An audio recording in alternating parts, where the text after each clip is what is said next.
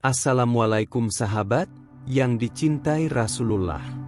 Bayangkan, seorang pemuda tanpa nama, terluka, kakinya terkilir, tubuhnya lebam karena melindungi sesama di tanah suci.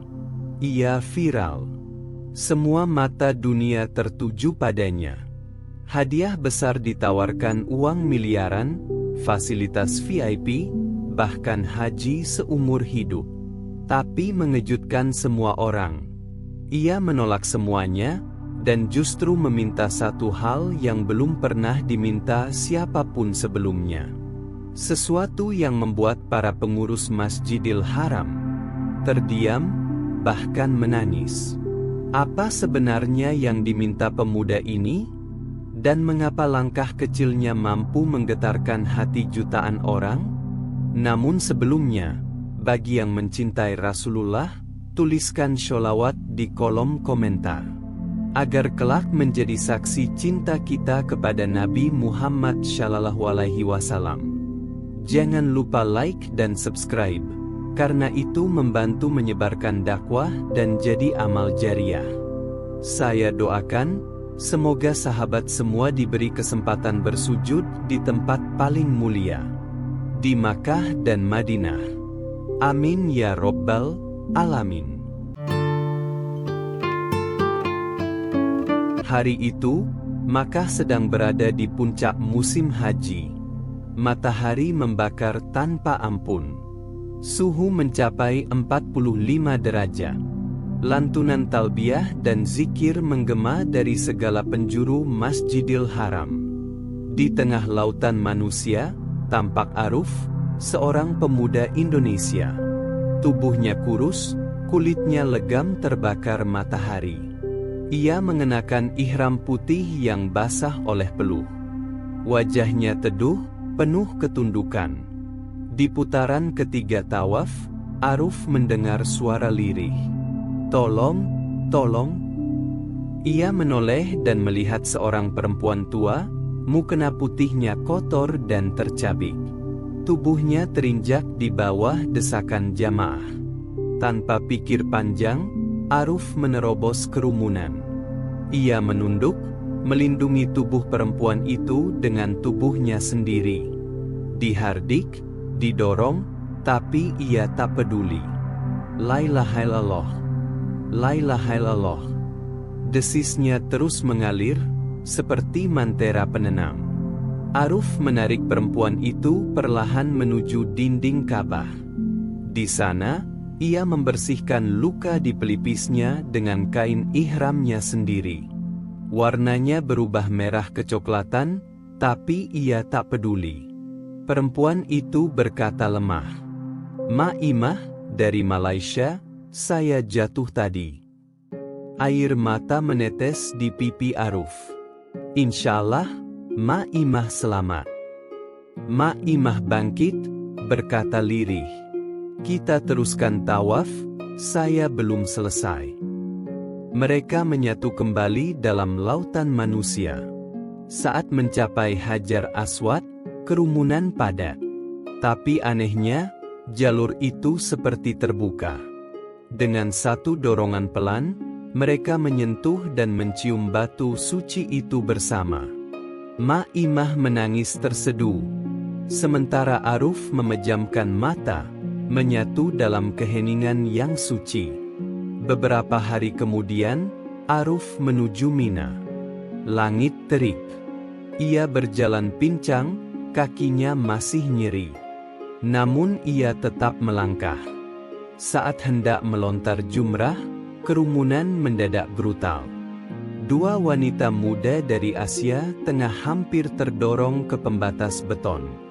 Aruf meloncat, menarik mereka ke tempat aman. Tapi, kakinya salah tumpuan.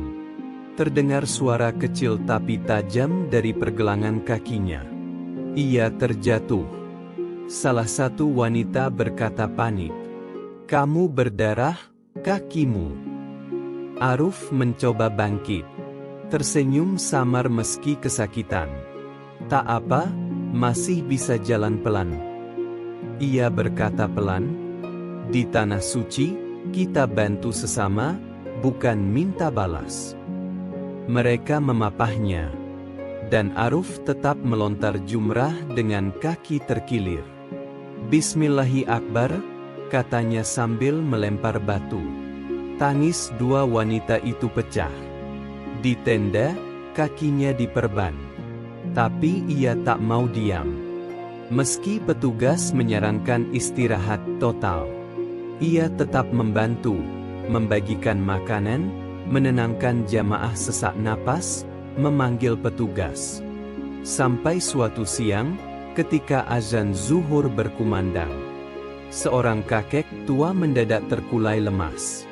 Tak ada yang tahu harus berbuat apa. Tapi dari tenda sebelah, Aruf bangkit, menahan sakit, membawa tongkat kecil. Ia berusaha menolong si kakek, tapi Aruf hanya tersenyum dan berkata pelan.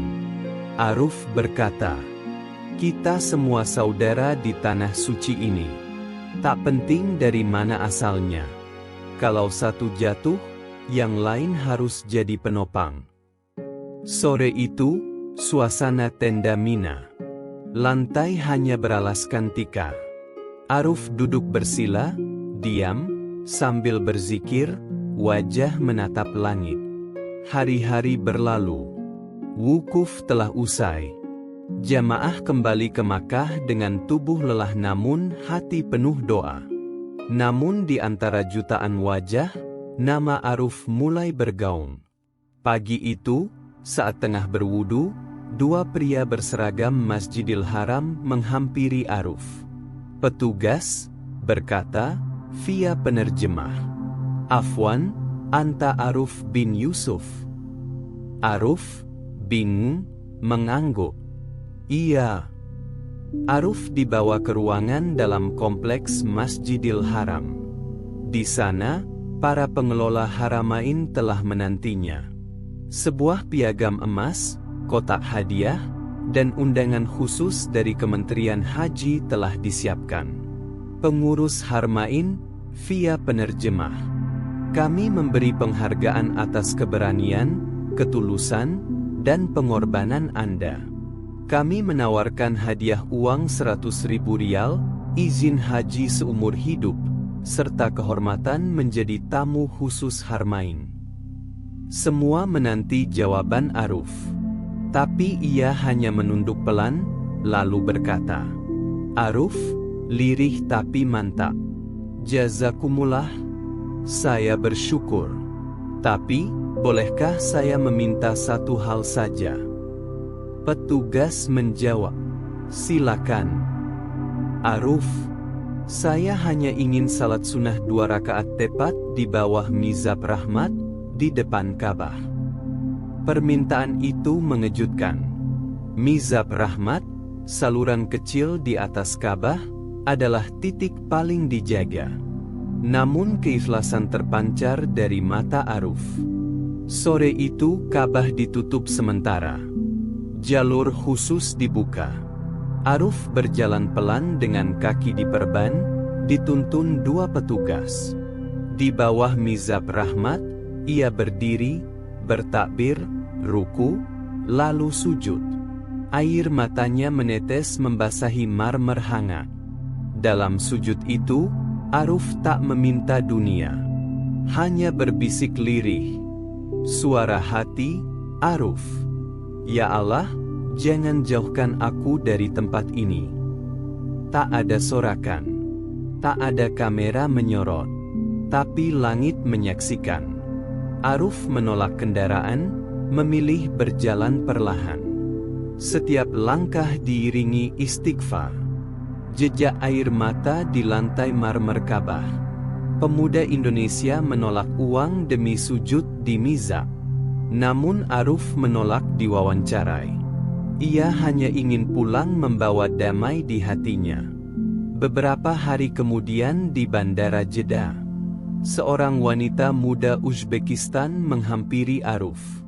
Wanita terbata dalam bahasa Inggris. "Terima kasih. Kau mungkin lupa, tapi aku tidak. Aku dan kakakku bisa pulang karena kamu." Aruf bukan karena saya. Itu semua karena pertolongan Allah. Wanita senyum. Semoga suatu hari kita bertemu lagi di Tanah Suci dalam keadaan terbaik. Aruf. Amin, jika Allah mengizinkan. Pesawat lepas landas. Aruf duduk di dekat jendela, memandangi langit. Ia tahu, di Tanah Suci, semua yang dilakukan dengan ikhlas akan menjadi saksi. Ia bukan siapa-siapa. Tapi jika hidupnya memberi sedikit cahaya, itu sudah cukup. Namanya mungkin dilupakan di bumi, tapi mungkin sedang ditulis di langit, oleh para malaikat, dengan tinta cahaya. Dari ribuan langkah di Masjidil Haram, satu langkah berbeda, bukan karena kuat, tapi karena cinta dan keikhlasan. Ya Allah, izinkan aku bersujud di tempat rahmat MU tercurah. Bukan untuk dikenal, tapi untuk lebih mengenalmu. Sahabat semua, kalau hari ini kamu merasa kecil, tak dikenal, dan tak punya apa-apa, jangan berkecil hati. Mungkin kamu sedang dipersiapkan Allah untuk menjadi besar. Bukan di mata manusia, tapi di mata langit. Jika kisah ini menyentuh hatimu, tuliskan sholawat kepada Nabi Muhammad di kolom komentar. Karena setiap selawat bisa menjadi saksi cinta dan harapan, agar suatu hari kamu juga dipanggil untuk sujud di tempat yang paling suci. Jangan lupa klik like dan subscribe.